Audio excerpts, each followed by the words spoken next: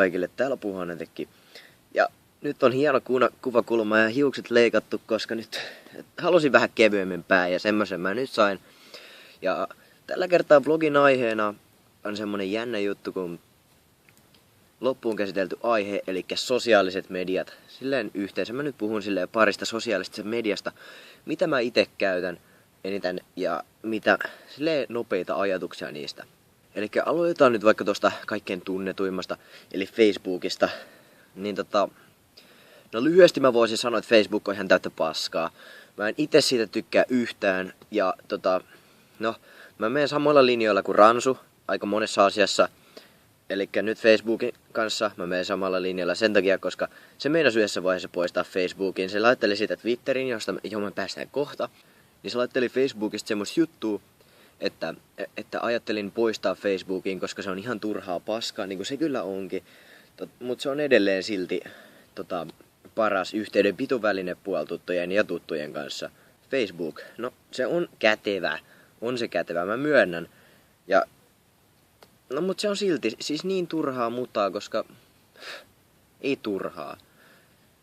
Siis niin semmonen ärsyttävä, kun sillä on niitä huomiohuoria ja mitä kaikkia ärsyttäviä kavereita, tykkästen kerjääjiä ja mitä kaikkea siellä ei olisi.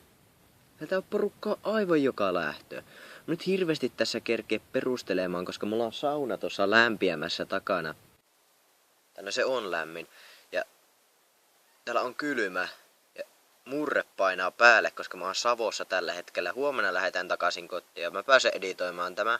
Eli siis lyhyesti sanottuna oma mielipide Facebookista vaan on se, että en tykkää, mutta käytän silti tosi aktiivisesti, koska voin myöntää, että on riippuvainen Facebookista. Sitten päästään Twitteriin. Twitterihän on aivan loistava paikka ja mä en ole kuukauden ehkä osannut käyttää sitä, mutta mulla on ollut se useampikin kuukausi. Twitter on semmonen nopea ja sä tiivistät kaiken, niin kuin Tume hyvin sanoi. Tume. Lisää julkkiksia ja hyviä esimerkkejä. Tume sanoi silleen, että Twitter on opettanut mut tiivistämään kaiken 140 merkin niin kuin silleen lyhyeseen tilaa.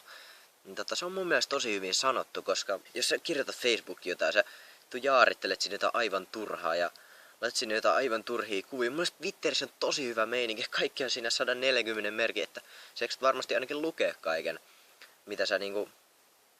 No, sä seuraat siellä tiettyjä tyyppejä. Ketä sä haluat? Siellä ei ole kavereita tai sellaisia. Ja jos te ette tiedä, niin tehkää vaikka Twitteri mun takia tai jotain. Koska mä oikeesti suosittelen sitä, se on aivan helvetin hyvä. Niin siis Twitter, oikeesti, aivan loistava paikka. Hyviä kuvia, hyvä meininki, hyvää porukkaa, hyvät jutut. Ja siis, suosittelen. Jos ette ole kokeillut Twitterin, tehkää se, kokeilkaa, opetelkaa käyttämään sitä, kyselkää vaikka multa neuvoja tai jotain. Aivan mitä, kaikki mun Twitter ja Facebook fanisivut on tuolla sitten kaikkia. Ja seuraavaksi päästäänkin Instagramiin. Ja Instagraminkin linkki on tuolla. Elikkä Instagram. Mitä mä voisin sanoa siitä? Huomiohuorien kotipaikka. Mut silti mä ite käytän sitä. Mutta no, lähdetään siitä, että no joo, se on oikea paikka huomiohuorille. Ja mä ymmärrän, jos kaikki Facebookin nää tämmöiset, jotka haluaa paljon huomiota, niin haluavat sitten mennä Instagramiin, koska se on se oikeasti se oikea paikka. Niin. Mut silti siellä rupeaa pikkusen ärsyttämään välillä, kun se menee liiaksi. Siis sä otat itsestäsi puolalastomia kuvia siellä. Ja sitten sä oot niin ylpeitä kaveria, kun sä oot. En tiedä. Se en nyt tarkoita jätkiä. Tietenkin mä tiedän niitäkin tuolla vielä etelämässä päin, niin siellä on porukoilla tapana, ne ottaa niitä oikeasti puolalastomia kuvia. Jokaisella jätkällä on profiilikuva ja se paineton kuva itsestään. No en tiedä, kun siitäkin voi joutua vaikeuksiin sitten myöhemmällä iällä. Kun et esimerkiksi työtä, sitten ne katsoo, vaikka sun jota löytää Instagramin, ne oikeasti löytää ne. Sen mä luppaan. Niin ne löytää se Instagram ja sit siellä on paidettomia kuvia, niin eipä ne kaikki katokkaa hyvällä mallilla sitä, että sulla on siellä paidettomia kuvia, jota bokserit liikkuu paremmin kuin, sanonko kellä. Niin pikkusen kannattaa miettiä, että mitä kuvia sinne laittaa oikeasti. Tää on tosi vanha saarna, mutta silti.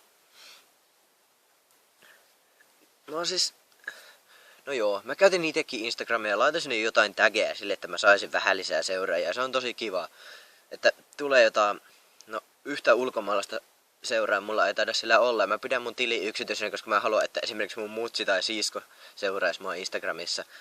Se olisi kauhean, no ahdistavaa se olisi aika lailla. Ja sitten päästään niihin tageihin. Siis Instagramissa on ollut tagit aina. Ja nyt ne tuli Facebookiinkin. Ja ihmiset on tajunnut se, ja Twitterissäkin on tietenkin. Ihmiset tajusivat, että Facebookiin tuli tagit. No, eipä sinä mennyt, kun varmaan 2 päivää, niin sille alkoi hashtag tämmösiä, hashtag lauseita, hashtag alkoi, hashtag muodostumaan. Perkele, kun opetelkaa käyttämään niitä. Siis, no, mä en sano niistä enää mitään, mutta yrittäkää ymmärtää, että kukaan ei hae niitä hashtag kukkaa, hashtag pelto, en tiedä. Kyllä te tajuatte, mitä mä tarkoitan. Käyttäkää niitä järkevästi, kun ne on siellä kerran. Sitten niistä saattaisi olla jotain hyötyäkin. Tosi eeppisen kuuloinen tämä mun vlogi tällä kertaa, kun murteilla väännäntä osittain, mutta koittakaa kestää. Mä lähden nyt tonne saunaan ja toivottavasti tykkäsitte. Jos tykkäsitte, niin painikaa tykkäysnappulaa. Pistäkää kommenttia rakentavaa sellaista. Tai voitte pistää jotain huonokin kommenttia.